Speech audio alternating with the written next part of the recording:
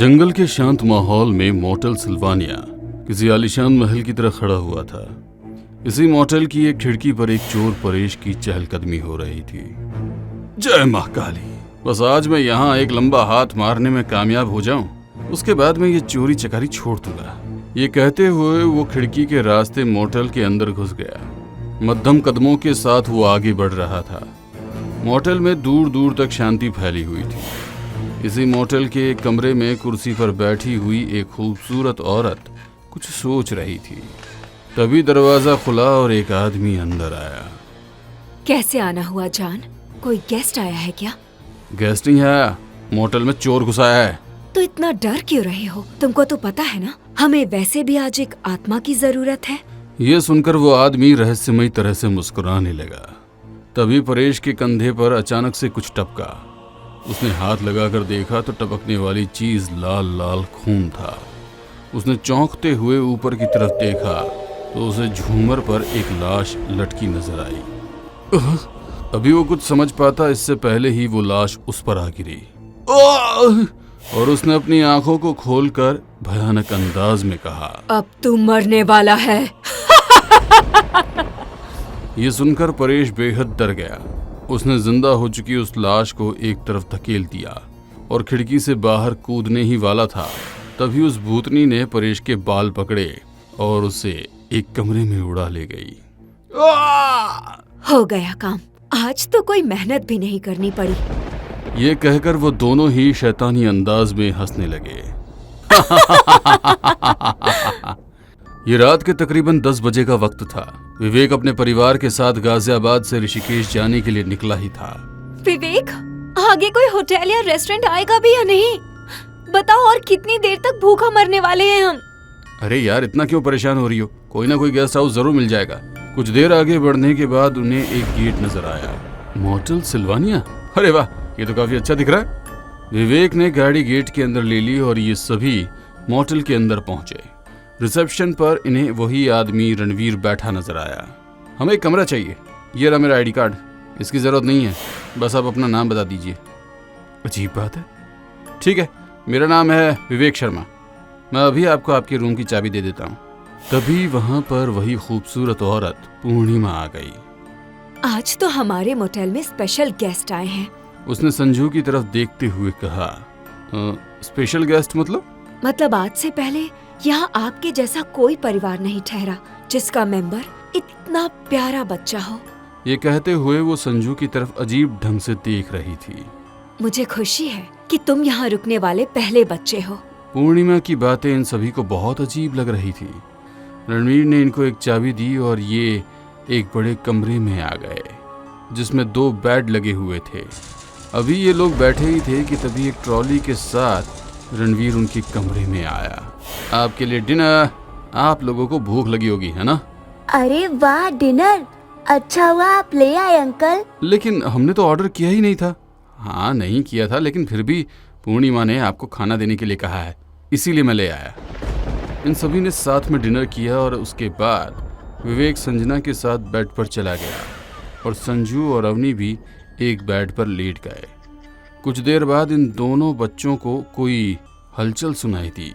दोनों ने खड़े होकर खिड़की से बाहर देखा तो लॉन में लगे हुए झूले पर उनको एक बच्चा बैठा हुआ नजर आया। अरे, मुझे लगा था यहाँ हमारे अलावा कोई नहीं है। मैंने भी यही सोचा था। दीदी, नींद तो वैसे भी नहीं आ रही। चलो हम भी नीचे चलते हैं, इसके साथ खेलते हैं। हाँ, ये ठीक है, चलो। ये दोनों अपने कमरे से निकले और अभी कुछ कदम बढ़ाए ही थे कि इन्हें टीवी के चलने की आवाज सुनाई दी।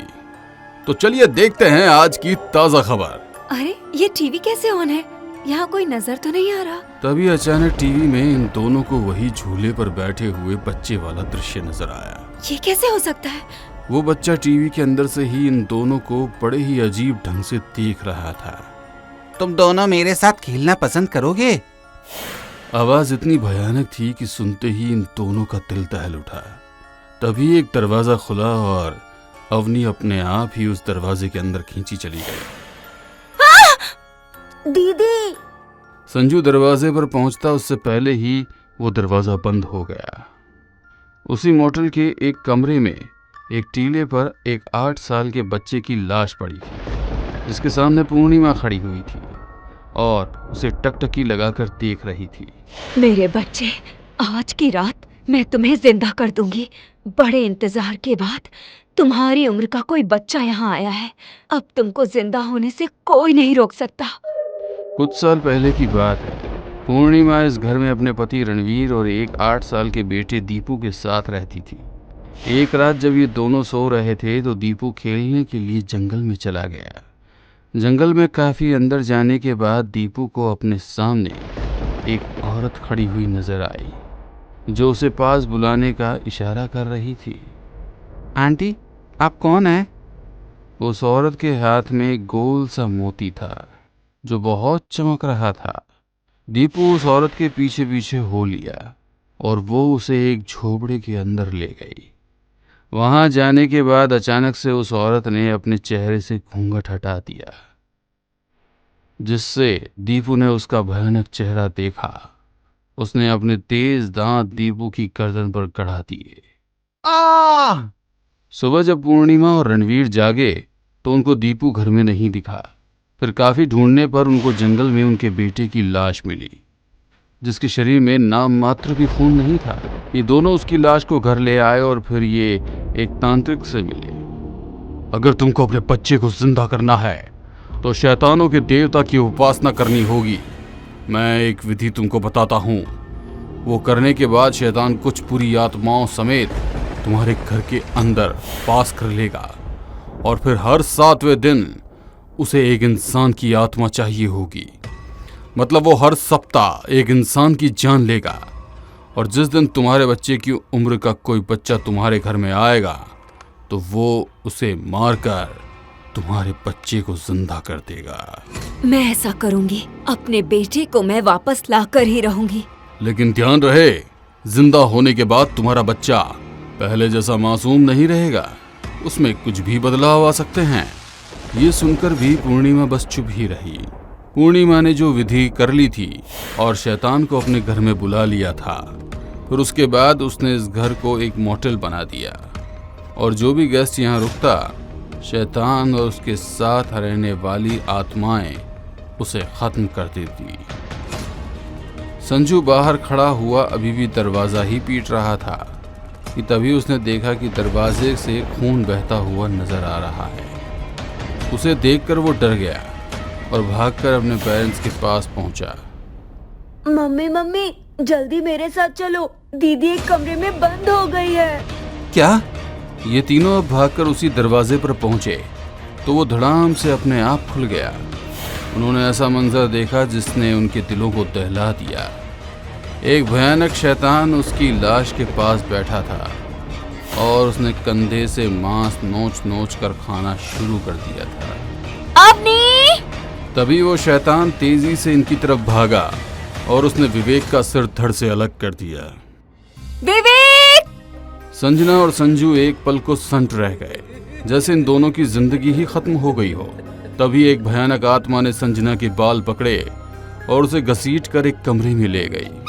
संजू अब खुद को अकेला पाकर कुछ समझ नहीं पाया कि उसे क्या करना चाहिए, इसलिए वो भी एक कमरे में भाग गया। संजना जिस कमरे में आई थी वहां चारों तरफ अंधेरा और सन्नाटा छाया हुआ था।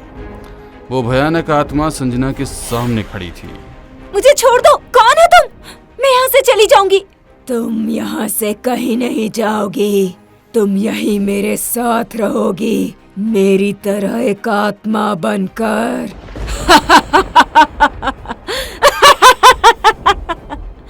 नहीं! वो आत्मा संजना के करीब पहुंची और संजना की तेज चीख पूरे मोटेल में गूंज गई। रणवीर खुश होता हुआ पूर्णिमा के पास आया। अब सिर्फ वही बच्चा बचा है, जिसकी जान जाते ही हमारा बच्चा जिंदा हो जाएगा। तो ठीक है, उस काम में अब हमें और देरी नहीं करनी चाहिए। अब ये दोनों ही उस कमरे में पहुंचे जहां पर संजू छिपा हुआ था। इन दोनों को देखते ही संजू पूर्णिमा से लिपट गया। आंटी आंटी, यहाँ पर एक बहुत भयानक आत्मा और शैतान है। उसने मम्मी पापा और दीदी सबको मार दिया। यह कहकर संजू जोर जोर से रोने लगा डरो मत बेटा, अब तुम्हारी सारी परेशानियां खत्म होने जा रही है। ये सुनकर संजू रोते रोते पूर्णिमा को गौर से देखने लगा। कुछ देर बाद संजू के हाथ और पैरों को बंधित करके रणवीर उसको अपनी गोद में उठाए हुए एक कमरे में ले गया। उस कमरे में एक टीले पर दीपू की लाश पड़ी थी। वहीं एक और टीला बना हुआ था जो खाली था। तभी वो शैतान भी वहां प्रकट हुआ और उसे देखकर संजू और ज्यादा डर गया। इसे यहां लिटा दो। ये सुनते ही रणवीर ने संजू को टीले पर लिटा दिया। उस शैतान ने अपने हाथ को हवा में उठाया तो उसके हाथ में एक खंजर आ गया। उसने वो खंजर संजू की गर्दन पर रखा और खच से उसकी गर्दन धड़ से अलग कर दी। संजू के खून के छींटे पूर्णिमा के चेहरे पर आकर गिरे। फिर उसने संजू की कटी गर्दन को बालों के बल पकड़कर उठाया और उसको ठीक दीपू की लाश के ऊपर पकड़ा। दीपू के मुंह पर खून टपकने लगा और शैतान मुंह ही मुंह मंत्र जाप करता रहा। जैसे ही उस खोपड़ी से आखिरी खून की बूंद दीपू के शरीर पर पड़ी, उसने आंखें खोल ली और खड़ा हो गया। मेरा बच्चा, मेरा दीपू। पूर्णिमा ने दीपू को गले से लगा लिया।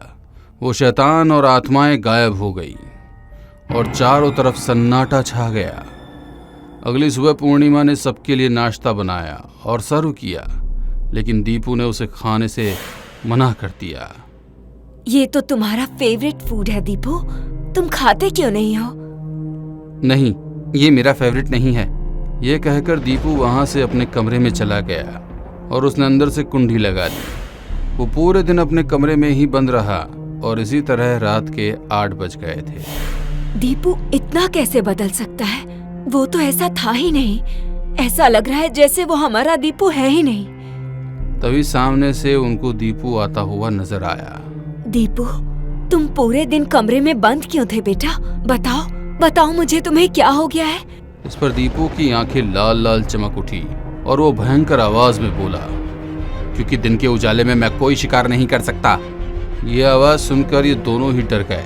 दीपू ने रणवीर पर हमला बोल दिया और उस पर भूखे शेर की तरह टूट पड़ा। ये मंजर देखकर पूर्णिमा की धड़कनें मानो रुक सी गई। तभी शैतान और वो आत्मा फिर से वहां प्रकट हुए। शाबाश मेरे बच्चे, शाबाश। माँ, आप मेरी माँ हो, लेकिन अब से मेरे असली पिता यही है। मैं शैतान और आपका बेटा हूँ। अब आपकी जिम्मेदारी है कि हर दूसरे दिन आप मेरे लिए एक इंसान का प्रबंध करें, वरना मैं आपको भी खत्म कर दूंगा। नहीं!